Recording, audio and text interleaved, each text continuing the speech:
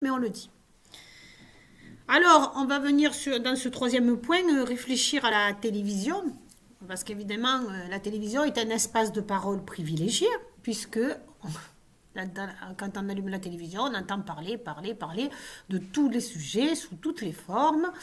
Et première chose que je vous avais déjà dite lorsqu'on a fait en seconde la presse écrite, la presse télévisuelle, d'abord, le premier protocole, le premier dogme, c'est que tout ce que l'on voit, tout ce que l'on entend n'est pas vrai. Hein? Parce qu'il y a un impératif d'audience à la télé et que cette audience rapporte de l'argent. Et donc que forcément, audience obligeant, il y a des choses qui sont dites et faites et qui ne sont pas vraies. Vous savez aussi bien que moi que quand on est à la télé, on peut monter, on peut couper, on peut parfois volontairement, je dis bien volontairement, brouiller pour pas que la personne qui ait pris la parole ne soit entendue. On peut superposer des sons. Après, on pourra toujours dire a posteriori que c'était pas voulu. Mais en attendant, on n'a pas entendu ce que la personne avait à dire. Donc attention. Hein, l'espace télévisuel est un espace où tout ce qui est vu et dit n'est pas juste et n'est pas vrai. Voilà. Quand on assiste à un débat à la télévision, naturellement, l'animation vulgarise souvent les savoirs. Hein. On fait venir des personnes très cultivées, à la pointe, spécialistes d'un domaine, et on leur demande d'être compris de tous. Alors forcément, ça vulgarise le propos, parce qu'il y a des choses qu'ils ne pourront pas dire, et d'autres qu'ils essaieront de dire le plus simplement possible. Donc là aussi, la parole est mise en spectacle. Hein. Elle n'est pas le même savant. Par exemple, à l'heure actuelle, avec la Covid-19, un épidémiologiste, il ne dirait peut-être pas de la même façon dans son bureau les choses qu'il ne les dit à la télé. Donc il faut se méfier de ça aussi. Hein. Voilà. Il y a la télévision de l'intime. Alors vous le verrez sur le bas de l'affiche. Dans le troisième point, effectivement, on a l'habitude maintenant de voir cette parole souffrante. On a l'habitude de faire venir des gens témoigner de leur souffrance, de leur obésité, de leur mise à l'écart des sociétés, par exemple les SDF, d'autres thèmes, l'homosexualité, la stérilité, enfin il y a beaucoup de thèmes, des personnes qui souffrent de situations qui ne sont pas dites entre guillemets normales pour le commun, pour le reste de la société, et donc ces gens-là viennent témoigner, et quelque part ces témoignages permettent de recadrer notre façon de penser, et parfois même de faire en sorte que ça nous touche, ça attire notre sympathie, alors que peut-être en allumant la télé, ça ne nous intéressait pas, ou on n'y avait pas pensé, ou on n'y avait pas réfléchi, mais voilà. Voilà, donc c'est une façon aussi d'attirer votre attention. Alors attention, la télé attire vite l'attention. Sachez être vigilant. La communication marketing, n'oubliez pas que là aussi, il y a une forme de, entre guillemets, manipulation entre les logos, les bandes annonces, les pubs, tout ce qui fait qu'on essaie d'attirer votre attention et souvent à des fins commerciales. Cette parole-là aussi, elle est parfois dangereuse, parfois pas dangereuse du tout, parfois juste un petit peu manipulatrice. Donc c'est à vous de faire toujours la part des choses. C'est ça un être humain intelligent, c'est qu'il se doit de faire la part des choses. Il faut garder raison. Hein. Il faut réfléchir, c'est-à-dire tiens, ça c'est très beau, mais ça coûte pas très cher. Tout ce qui est rare est cher. Donc si ce n'est pas cher, c'est qu'il y a quelque chose qui ne va pas. Vous devez raisonner, vous devez vous poser des questions. Hein? Et lorsque vous n'arrivez pas à donner réponse à ces questions, parfois à votre âge un peu compliqué, vous devez aller voir un adulte qui est responsable de vous ou que vous considérez responsable et poser des questions et vous informer et lire. Parce que vous savez que votre point faible, c'est la lecture. Vous ne lisez pas assez. Donc par conséquent, il y a certainement des gens qui se sont intéressés au sujet qui ont répondu. Et comme vous ne lisez pas, vous n'avez pas les réponses. Il y a des personnes qui ont lu à votre place. Donc posez les questions. Voilà. Quatrième point, alors je vais être très rapide sur ce point parce qu'il rejoint un petit peu ce que je viens de dire, c'est les normes et l'écart à la télévision. Hein. Pas de reflet de réalité, ou pas souvent. Recadrer les normes, c'est nous faire penser ce que, l'on veut que l'on pense. Donc attention. Et c'est le risque.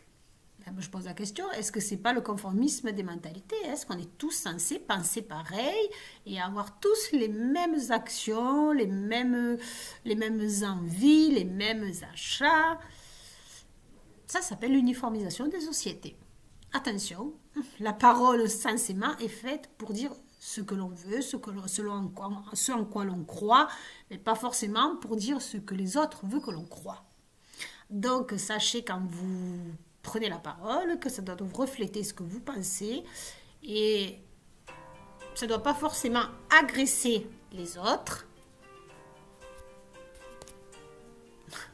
Désolée, en cours, il n'y aurait pas eu le téléphone. Voilà. Alors, voilà, je reprends là où je m'étais arrêtée. Donc, faut faire attention à penser ce que l'on dit. À penser ce que l'on dit, c'est-à-dire ne pas répéter. Hein? La parole n'est pas faite pour répéter. Elle est faite pour dire ce que je pense. Ce à quoi j'ai réfléchi, cogité. Hein, je l'aime bien celui-là de verbe, si vous pouvez le réutiliser, si vous tombez sur la parole, un spectacle dans la copie, ça serait pas mal. Cogiter. C-O-G-I-T-E-R. Hein? Alors, les nouvelles formes de parole, eh bien, vous le savez aussi bien que moi, quand c'est après la Covid-19, c'est encore plus, à l'heure actuelle, c'est encore plus sensible comme sujet parce qu'on s'est aperçu avec le confinement que nous avons besoin de la parole, nous avons besoin d'échanger avec les autres, nous avons besoin de vivre avec les autres. Et donc, les lieux de parole se multiplient, se multiplient depuis fort longtemps déjà, mais on a envie de ce retour au lieu de parole. Hein. Alors, j'entends par là les spectacles, les salles de théâtre, les salles de musique, j'entends par là aussi les lieux d'échange culturel, les bibliothèques, mais aussi les lieux, les librairies. Et enfin, j'entends aussi, pour ceux qui auront plus tard un niveau plus élevé, des rencontres universitaires ou alors des cafés philosophiques ou bien des salons littéraires hein, où tout le monde a lu un livre, on en discute, on échange. C'est très important ça. Donc, il y a aussi les performances artistiques et là, souvent, les réseaux sociaux entrent en jeu. Voilà, entre en jeu et souvent de plus en plus de manifestations sont organisées par les réseaux sociaux. Et là, on voit que, contrairement à ce que je pouvais dire tout à l'heure, c'est pas toujours négatif. Hein. Les réseaux sociaux, naturellement, j'ai peut-être donné une vision négative des réseaux sociaux tout à l'heure, mais il faut rééquilibrer un petit peu notre façon de voir les choses en se disant que quand même, les réseaux sociaux, ça peut servir à bon escient. Mais malheureusement, vous connaissez aussi bien que moi, les travers et les mauvais penchants des réseaux sociaux, notamment le harcèlement scolaire, hein, puisque nous en avons parlé, puisque nous avons l'année dernière fait quelque chose d'assez précis sur les réseaux, le harcèlement scolaire à travers les réseaux sociaux. Donc, comme toute chose, il y a des bons côtés et des mauvais côtés. Donc voilà, donc dans votre copie de bac, si vous aviez par exemple dans les documents un élément sur les réseaux sociaux, vous pourriez évoquer les deux aspects. L'aspect positif et l'aspect négatif. Bon voilà, ma fiche de cours était rapide, ça m'a pris 20 minutes pour vous expliquer tout ça. En classe, ça aurait certainement pris beaucoup plus, mais avec une vidéo, le support vidéo demande beaucoup plus de rapidité. Mais j'espère que là, j'ai réussi déjà, comment dire, à vous aider à réfléchir. Et j'espère que ça va vous aider à faire votre bac guidé. Hein. Bac guidé qui comprend 3 documents. D'abord un extrait de Cyrano de Bergerac, au moment où Cyrano parle avec Roxane, où il parle de leur fameux échange de baisers. Et vous allez le voir, Cyrano n'est pas le garçon qui lui plaît, qu'elle a rencontré physiquement, mais celui qui lui parle et dont elle aime les propos et le langage et les paroles, évidemment, c'est Cyrano. Mais comme il est laid, il préfère laisser la place à son meilleur ami qui s'appelle Christian. Voilà. Ensuite, vous avez un document sur un échange un peu surréaliste qui a été écrit par Jean Tardieu, un homme qui essaie d'avouer son amour à une dame et ils ne finissent jamais les phrases et c'est assez chaotique et en même temps assez plaisant à lire et je suis sûre que ça va vous plaire. Et un troisième document qui est une BD de Gottlieb, qui montre un homme amoureux, tout ce qui est prêt à faire un homme amoureux avec, à travers le dessin, ce que je vous ai dit tout à l'heure, et il est suffisamment bien dessiné, il y a des éléments, quoi. Voilà, donc après les questions de compréhension de lecture, vous aurez l'écriture avec 3 thèses. Ceux qui vont défendre la séduction par la parole, ceux qui pensent qu'au contraire, il faut être sincère pour, pour séduire, et ceux qui pensent peut-être qu'il faut les deux. Il faut à la fois la démarche et les moyens. Enfin voilà, je vous laisse réfléchir à tout ça.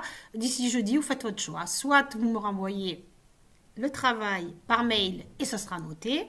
Soit vous le faites sur le cahier, on en reparlera, on le corrigera rapidement, hein, mais on le corrigera tout de même. On prendra parce qu'on aura, avec les 2 semaines de vacances et une semaine de plus de distanciel, on n'aura pas forcément le temps, tout le temps voulu. On va essayer de faire pour le mieux. Hein. On vous accompagnera jusqu'au bout, au bac, en essayant de faire toujours pour le mieux. Mais bon, c'est vrai que le distanciel va nous enlever quelques heures d'échange. Voilà. Bon, ben, je vous remercie de m'avoir écouté. J'espère que cette vidéo va vous aider. Si elle vous pose certains soucis, s'il y a des choses que vous n'avez pas compris, vous savez très bien que vous pouvez me mettre des SMS ou alors vous pouvez m'écrire sur Pronote et puis vous pouvez m'envoyer des mails sur ma boîte mail personnelle ou sur ma boîte académique. Voilà. Je vous remercie et à la prochaine vidéo.